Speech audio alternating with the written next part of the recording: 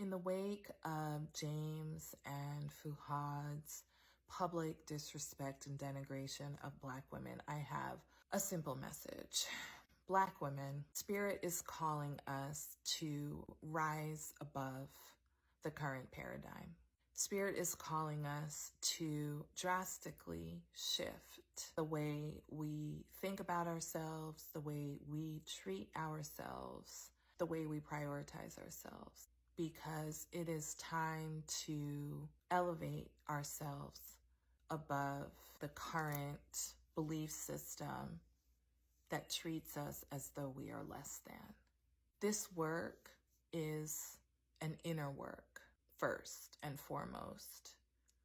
It's an inner work that grows to a collective work.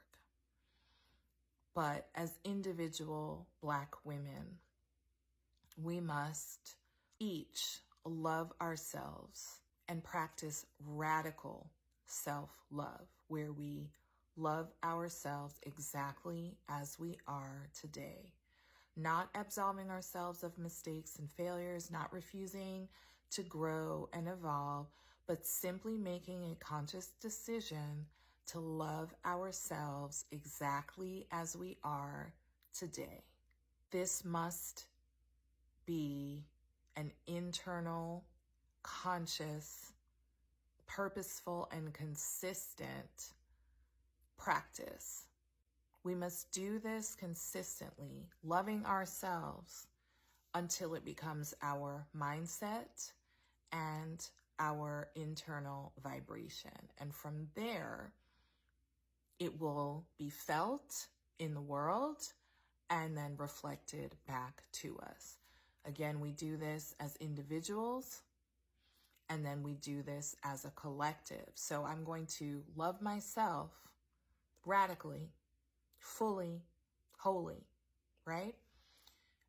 And from that point, love Black women as a collective. Celebrate, highlight, honor other Black women in my sphere of influence, whether I have an online platform or I'm just talking about in my individual community, workplace, house, whatever, making that conscious decision to love and only love myself as a Black woman, and then collectively other Black women. That would be step number one. Step number two would be to consciously separate from anything and anyone that disrespects Black women. So I, as an individual, must decide that I will not tolerate any disrespect, period, from anyone. I will also consciously, as an individual, reject any belief system that teaches me that I am less than, whether as a woman or as a Black woman. I must shift my perspective to no longer believe that I am less than. And many of us have these beliefs due to our religious upbringing, our family traditions and dynamics. That it's like a whole set of videos that I could go into and will, about why so many of us are carrying around unconsciously this belief that we are less than. And so we must consciously adopt a belief that we are not less than anyone. And then from there, consciously separate from anyone or anything that disrespects and devalues us. We will do that as individuals and then also as a collective. So not to pick on them, I don't really care about them one way or another, but this whole James and Fuhad podcast thing, separate. If anyone's going to publicly disrespect Black women, separate, unsubscribe, stop tuning in, stop listening. And I understand they've issued an apology and people have varying views on how effective that apology was, whatever. It it's not about punishing people for disrespecting us. It's really more so about how we relate to ourselves. If the world is not going to protect us, we must protect ourselves. If the world is not going to honor us, we must honor ourselves. And so once a person, a group of people, a platform, whatever it is, decides that they're going to disrespect Black women, we must make the conscious decision to separate from that, because that vibration is not our vibration. That's not where we belong. That's them over there. I hope I'm making sense here, where, again, it's not an attitude of punishment per se, although that's fine too, if that's what you want to do. But for me, the more empowering stance isn't so much, I'm going to punish you because you've hurt me or you disrespected me. It's more the mindset of, I don't agree with that perspective, right? That perspective is not aligned with who I am or what I know to be true about myself. And so I'm going to separate from it. That's not my vibration. That's not my frequency. That's not the spirit that I want to influence me or anyone else. And so I'm going to consciously remove myself and separate and not provide any energy whatsoever to a person, group of people, system, belief, what have you, that is teaching that I am less than. Okay, so we do that as individuals, one by one, in our individual sphere, whether it's on the job, with family, with friends, with our religious beliefs, but then also as a collective, right? And then lastly, now is the time when we as Black women need to dive within for the wisdom and the knowledge that is inherently ours. Now, I believe all women have a wealth of knowledge within us. And so this really applies to all women, but because Black women have been on the bottom of the social pyramid, if you will, we especially need to do this work of diving within and mining the gold that is within each of us. This means connecting with our wombs, which is the place where spirit meets with matter to bring forth life. Healing our wombs, being in touch with our wombs, being able to communicate with our wombs. Now, I'll do another video on that, exactly what that means. Call it intuition, call it that gut, it's just that inner knowing, that inner wisdom, ancestral wisdom even, that lies within each and every one of us. It's that knowing. It's that inner knowing. You can't always say how you know or why you know. You just know. There. That place within. That is where we need to dive in and really start cultivating a relationship with ourselves, to really know our inner voice, to know who we truly are and who we are called to be. Each of us needs to do that as individuals.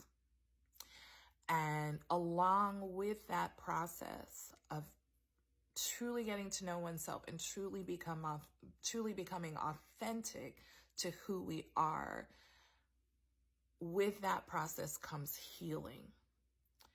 And Black women, we have a lot of healing to do, where we are dealing with at least 400 years of trauma, and it doesn't end. Some of us experience disrespect on a daily basis. If we're not experiencing it at home, we're experiencing it on the job, we're experiencing it out in the street, we're experiencing it when we watch the news and we hear what celebrities or politicians have to say about one of us or all of us, depending on the day. And so we are under almost constant psychological and spiritual attack. This latest thing with James and Fuhad, it's just the latest. It's not the first time that men have publicly disrespected and devalued Black women, and it will not be the last. And that constant onslaught, it has an impact on us psychologically, spiritually, and physically. Most of it, we can't stop to think about all the disrespect that we deal with. We just don't have the time. We're trying to put a roof over our head, make sure the mouths are fed, make sure we are meeting our goals and our accomplishments. And so many of us do that so well. And so we don't have time to stop and think about it or deal with or process every single time, right? But that not dealing with it, the not healing, not being aware of what we're experiencing and then not stopping to heal it, all of that accumulates and it's wreaking havoc on our health. It is manifesting as womb health issues, fibroids, hypertension, heart disease, high cortisol levels, hormonal imbalances, obesity. All of these things are manifestations of unresolved healing and a constant onslaught of trauma that we deal with. And so it is our calling, it's our responsibility to dive within, find the wisdom within, the strength within, and the healing within, and from there evolve and elevate above the morass that is this society that we live in, that is constantly telling us that we aren't good enough, that we aren't right, that there's something somehow wrong with us as we are. And nothing could be further from the truth, but the world will never know that and will never accept it until we know it and we accept it. We must get to a place, Black women, where we love ourselves and we accept ourselves as we are, and we are vibrating with a frequency of self-love, self-acceptance, healing, and wholeness. And I promise you, I know this in the fiber of my being, that when we can do that as individuals and as a collective, the entire vibration towards Black women will change. And we don't have to wait for the world to change. We can change. We can change ourselves. And then the world will align with our own beliefs and our own actions towards ourselves. And so I want us to look at this as an opportunity. I very much sense that now is the time, that we're living in this special moment where we have this opportunity to shift everything. All of the trauma and disrespect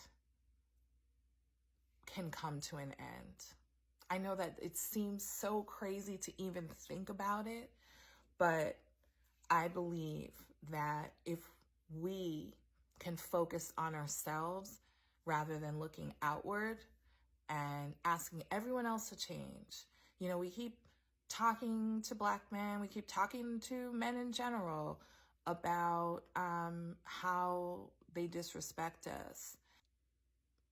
I'm not going to say it's a waste of time, but it's just not as efficient. It's not as empowering, and it's not as lasting. And we can't control what other people think. We can't control what other people believe, but we can control what we believe and what we think of ourselves. And so Let us seize this moment to do the deep inner work of transforming our self-concept, to fully heal ourselves, to become truly whole beings, and from there, heal the world. Thank you.